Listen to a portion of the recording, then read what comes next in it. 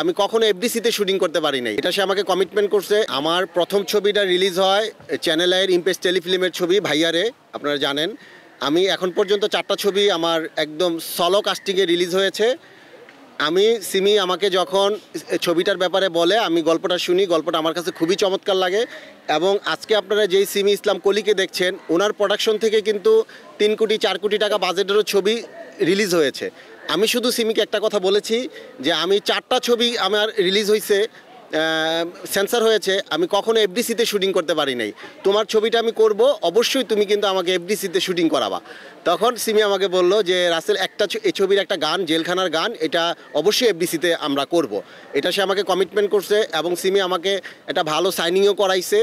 তো আশা করি ইনশাল্লাহ সিমির যে প্রতিভা এবং সিনেমার যে ক্ষুধা সিমির মধ্যে আছে, এবং সে দেখেন তার পুরো জীবনটাই কিন্তু এই সিনেমায় শেষ করে দিয়েছে।